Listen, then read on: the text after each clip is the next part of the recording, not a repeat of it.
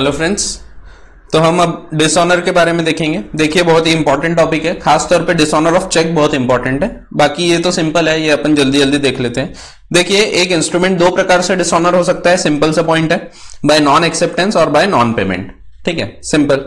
सिर्फ bill of exchange जो है ये नॉन एक्सेप्टेंस से डिसऑनर हो सकते हैं। आपको एमसीक्यू में ये पूछ सकता है इनमें से कौन सा बिल ऑफ एक्सचेंज, ऑप्शंस दिए रहेंगे, bill of exchange, cheque, promissory note, all of the above, और पूछा रहेगा कि इनमें से कौन सा डिसऑनर हो सकता है बाय नॉन एक्सेप्टेंस। तो सिर्फ बिल, क्योंकि नोट में और चेक में तो जरूरत ही नहीं होती एक्सेप्टेंस की, तो ऐसे केस में it will never be dishonoured by non acceptance, it can only be dishonoured by non payment. तो ध्यान रखिए डिसऑनर बाय नॉन एक्सेप्टेंस कैसे कैसे होगा। अब सिंपल से पॉइंट्स है, पहले अपन इसको देखेंगे फिर नॉन पेमेंट देखेंगे।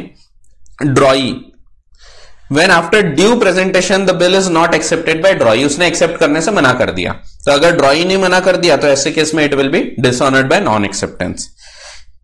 ड्रॉई इनकॉम्पिटेंट है, इनकॉम्पिटेंट है तो सीधा सीधा हम मान लेंगे ड्रॉई जिसको ऑर्डर किया था ड्रॉवर ने कि तुम पेमेंट कर देना, वो इनकॉम्पिटेंट है। माइनर को बोला गया है, एक बिल ड्रॉ किया है माइनर के ऊपर और मेरे को दे दिया, तो मैं कैसे रिकवर करूंगा, वो तो माइनर है। तो ऐसे केस में ये भी डिसऑनर बाय नॉन एक्सेप्टेंस तुरंत मैं मान सकता हूं। क्वालिफाइड एक्सेप्टेंस अगर है तो ऐसे केस में it may be treated as dishonoured by non acceptance. Time 48 hours से ज्यादा का टाइम अगर वो ले रहा है, उसको मैंने दिया था कि एक्सेप्ट करो और वो 48 आवर्स से ज्यादा का टाइम ले रहा है, तो ऐसे केस में it will be deemed as dishonoured excluding public holiday. ये मैंने ऑलरेडी आपको बताया, छुट्टी का दिन नहीं देखेंगे। फिक्टिशियस, अगर ड्रॉई जो है वो फिक्टिशियस पर्सन है तो ऐसे केस में डिसऑनर मान लेंगे, या वो मिल नहीं रहा है, रीजनेबल सर्च के बाद भी नहीं मिल रहा। और draw in case of need वाले केस में क्या होता है, जब तक के draw in case of need भी नहीं उसको बोल देता, डिसऑनर कर देता, तब तक वो डिसऑनर माना ही नहीं जाता। अगर ड्रॉ इन ने नहीं भी किया है एक्सेप्ट, तो भी draw in case of need अगर कर देगा तो इट विल बी वैलिड। ठीक है, ये हमने ऑलरेडी डिटेल में देख चुके हैं, तो ये एक टॉपिक यहां पे फिर से बताया है। तो आप जो हमने ऑलरेडी देख चुके हैं draw in case of need और एक्सेप्टर फॉर ऑनर का डिफरेंस, तो उसके साथ आप इसको कंपेयर कर सकते हैं, यहां फिर से वो देखने को आपको मिलेगा। Dishonour bye non payment, dishonour bye non payment कब होगा, तो सिंपल है, एक्सेप्ट कर लिया था उसने और पे नहीं कर रहा, या फिर हर चीज हो सकती है, चेक है, चेक में पेमेंट नहीं मिला, मेकर ने पेमेंट नहीं किया, तो ये केसेस में it will B dishonoured by non payment.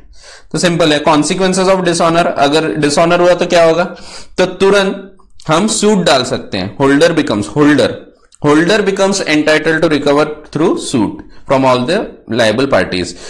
He must subject to certain exception give notice of dishonor to the parties। सबको नोटिस देना पड़ेगा। अब नोटिस का मतलब यहाँ क्या है, जानकारी देना। नोटिस का मतलब लीगल नोटिस नहीं, रिटर्न हो ये जरूरी नहीं, वो सिर्फ बता दे, it is sufficient.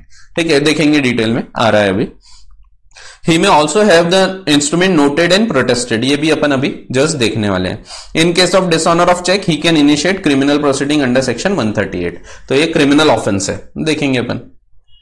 Acceptor for honour already हमने देख चुके हैं कि एक्सेप्टर फॉर ऑनर का क्या मतलब है, जब ए ने बी को गुड्स दिया था, बी ने सी के ऊपर बिल ड्रॉ किया था, सी ने ए जब गया तो सी ने उसको एक्सेप्ट नहीं किया, फिर डी एक व्यक्ति होता है, डी बोलता है कि ठीक है उसने पे नहीं किया ना, उसने एक्सेप्ट नहीं किया ना, कोई बात नहीं, अभी तो सिर्फ एक्सेप्ट नहीं हुआ है, बाद में जब पेमेंट का टाइम आएगा तो मैं गारंटी देता हूं कि सी पेमेंट कर देगा, अगर नहीं करता है तो तुम मेरे से ले आना। तो ये क्या होता है, इसको हम बोलते हैं डी को acceptor for honour.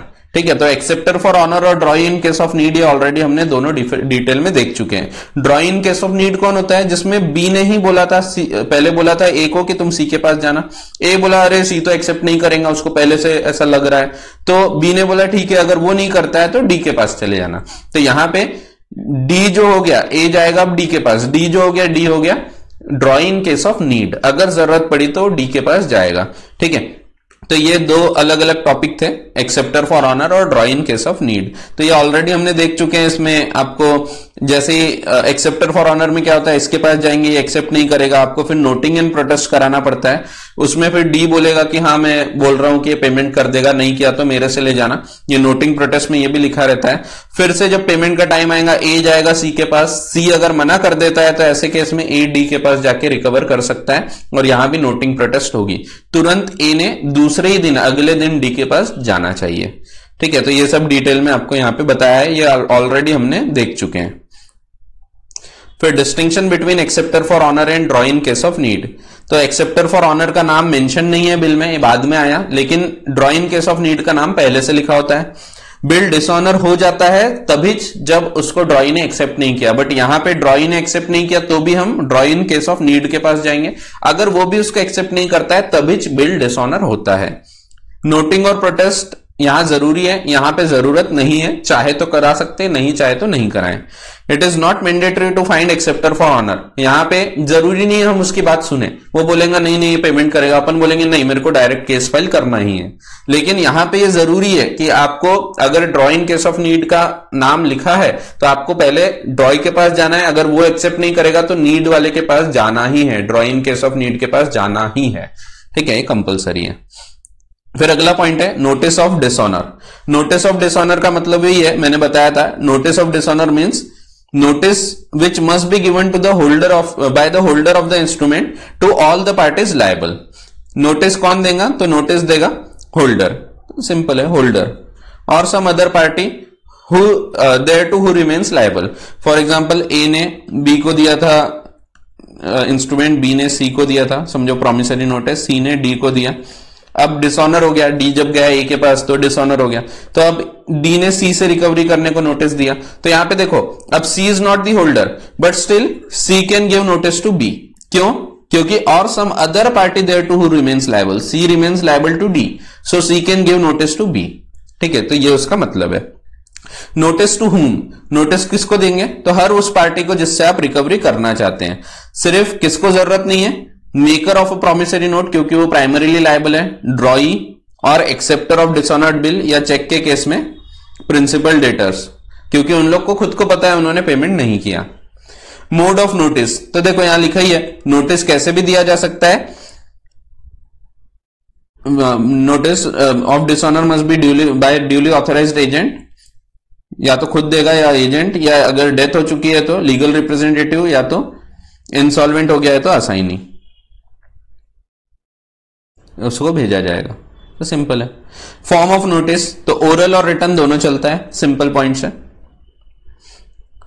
The instrument has been dishonoured and the way and in that way that he will be held liable, ये बताना पड़ेगा, ठीक है, कि ये इंस्ट्रूमेंट मैंने प्रेजेंट किया था, उसने एक्सेप्ट नहीं किया और मैं अब तुमसे रिकवर करूंगा, तो ये लिखना पड़ेगा, ठीक है। भले ही आप ये रिटर्न रहे जरूरी नहीं, लिखे ये जरूरी नहीं, बता दिए तो भी सफिशिएंट है, फोन करके बता दिए, बट रिटर्न रहे तो बेटर रहता है, आपको प्रूव करना आसान हो जाएगा कि हाँ ऐसा हुआ था, ठीक है, मैंने इसको बोला था, तो वो है। फिर ये एक और पॉइंट है, नोटिस भेजा था लेकिन वो आगे वाले को मिला ही नहीं क्योंकि पोस्ट ऑफिस वालों ने कुछ गड़बड़ कर दिए, तो भी मान लिया जाता है कि ये पहुंच चुका है, ठीक है। तो ये एक पॉइंट और ध्यान रखना है, जनरल क्लॉजेस एक्ट है जो अपन आगे डिटेल में भी देखने वाले हैं। Effect of non service of notice, अगर आपने नोटिस नहीं दिया तो क्या होगा, तो ऐसे केस में आप उससे रिकवर नहीं कर सकते जिस पार्टी को नोटिस नहीं दिए, तो नोटिस आपको देना कंपलसरी है। फिर when notice of dishonour need not be given, कब कब जरूरत नहीं रहेगी, कभी कभी जरूरत नहीं रहेगी, जैसे उसने खुद ही बोल दिया मत दो, या जो प्राइमरीली लायबल था जैसे maker of a dishonoured promissory note, उसको जरूरत नहीं है। फिर ड्रॉई और एक्सेप्टर ऑफ डिसऑनर्ड बिल, ये प्राइमरीली लायबल है, जिसने बोल दिया नोटिस ऑफ डिसऑनर वेव्ड, तो ये कर सकता है, वो उसने एंडोर्स करते टाइम लिख दिया फैकल्टेटिव एंडोर्समेंट कि मेरे को नोटिस नहीं दिया तो भी रिकवर कर सकते हो। In order to charge the drawer when he has countermanded payment, उसने बोल दिया है कि भाई मैं पेमेंट काउंटरमेंड कर रहा हूं, उसने स्टॉप पेमेंट का इंस्ट्रक्शन दिया, तो उसको नोटिस की जरूरत नहीं है। When the party charge could not suffer damage for want of notice, उसको उसके पास पैसा ही नहीं है, अगर हम नोटिस नहीं भी देंगे तो कुछ नहीं कर सकते, तो ऐसे केसेस में when the party entitled to notice can not after due search be found, वो मिल ही नहीं रहा जिसको नोटिस भेजना है। एक्सीडेंटल ओमिशन हो गया, अब ये बताना पड़ेगा, प्रूव करना पड़ेगा, जैसे वो बीमार हो गया, उसकी वाइफ बीमार हो गई, तो ऐसे केसेस में अगर वो नहीं कर पाया या डेथ हो गई किसी की, उसकी वाइफ की डेथ हो गई थी तो वो वहां पे बिजी था, तो ये अगर वो प्रूव कर देता है तो ऐसे केसेस में नोटिस नहीं भी दिया तो भी रिकवरी कर सकता है। To charge the drawers when the acceptor is also the drawer, ठीक है।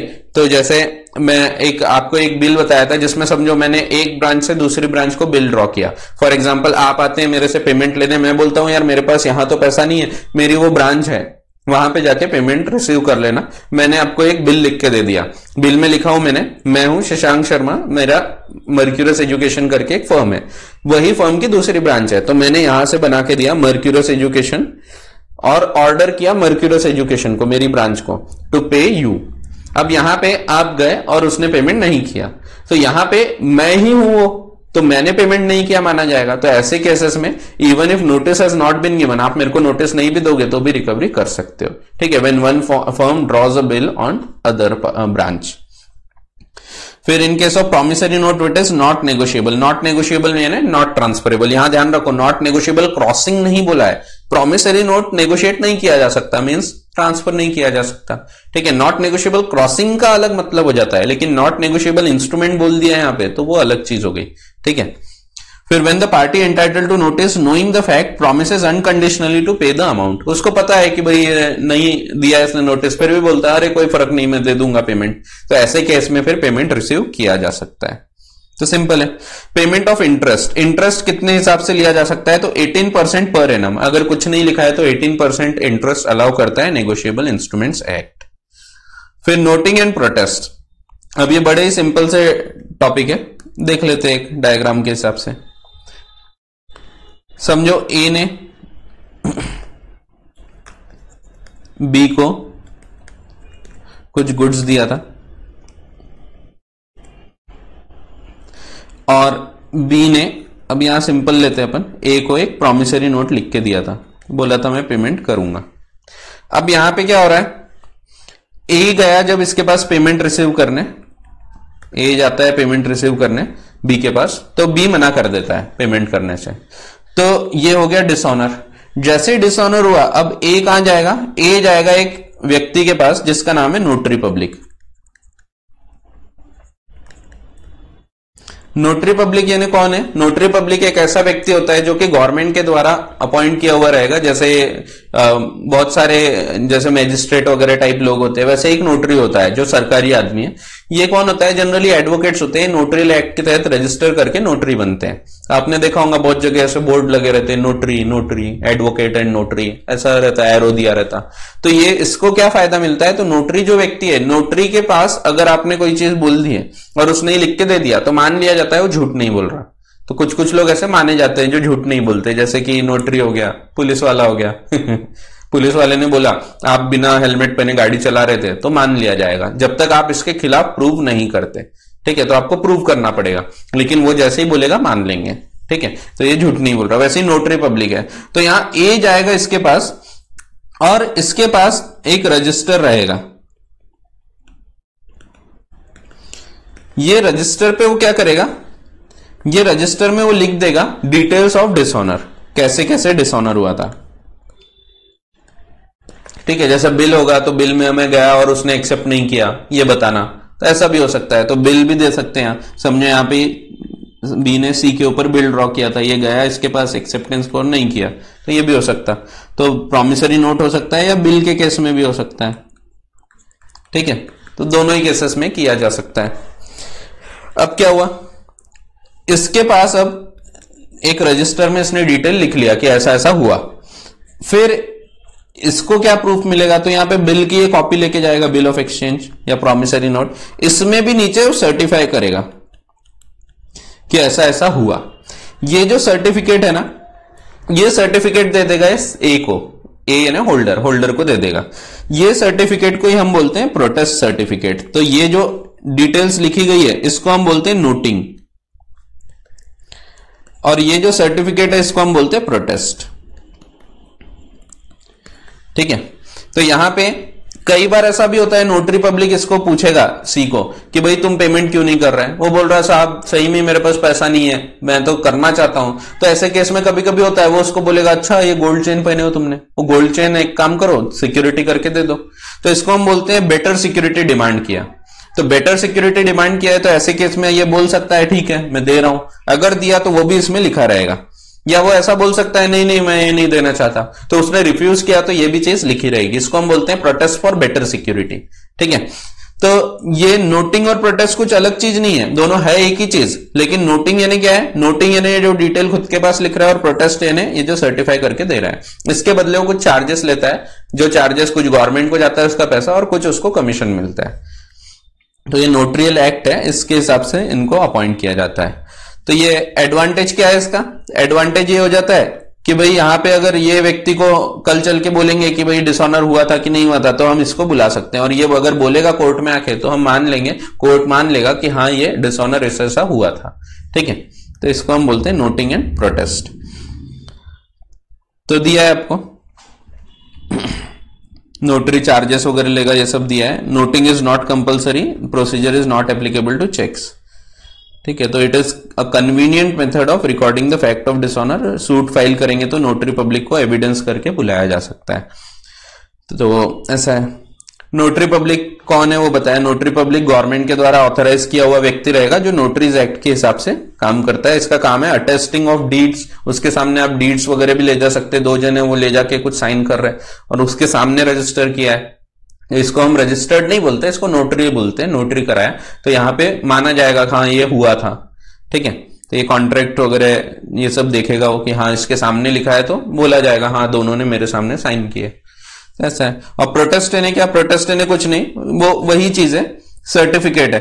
तो ये नोटिंग होंगी और certified by notary public. Certificate जो होता है it is given on the instrument. Instrument में जगह नहीं है तो अलग से पेज पे भी दिया जा सकता है। Such certificate is called as protest certificate. तो देखो काय पे होगा, either on the instrument or literal transcript of the instrument, यानी जो भी ट्रांसक्रिप्ट है बुक उसकी कॉपी है, कॉपी के। The name of the person for whom and against whom the instrument has been protested, ये लिखा रहेगा। स्टेटमेंट दैट पेमेंट और एक्सेप्टेंस और better security as the case में भी हैज बीन डिमांडेड। उसने मांगा था बेटर सिक्योरिटी दो या जो भी, और उसने दिया या नहीं दिया, उसके terms of answer. Statement that he give no answer or that he could not be found, तो ये चीज लिखी रहेगी। When the note or bill has been dishonored, the place and time of dishonor वो लिखा रहेगा। And whether better security have been refused, the place of refusal of such security। Subscription of notary public, उसके जो charges हैं, उसका जो income और जो वो गवर्नमेंट की इनकम वगैरह वो।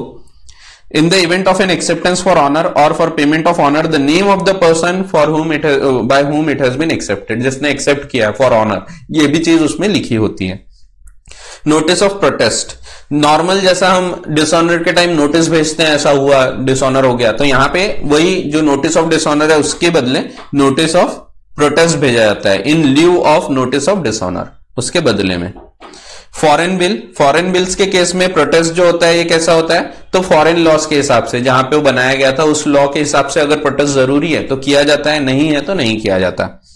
प्रोटेस्ट फॉर बेटर सिक्योरिटी कैसा होता है, तो बेटर सिक्योरिटी ये पहले भी हो सकता है बाद में भी हो सकता है, जैसे डिसऑनर होने के बाद सिक्योरिटी मांगे ये भी हो सकता है, या ऐसा हो सकता है कि हमको पता लगा ये इंसॉल्वेंट हो रहा है तो हम नोटरी के पास जा रहे हैं और बोले कि देखो इससे बेटर सिक्योरिटी अपन लेके रखते हैं, ताकि डिसऑनर होगा भी तो हमारे पास एक एडिशनल कोई सिक्योरिटी रहेगी, श्योरिटी टाइप।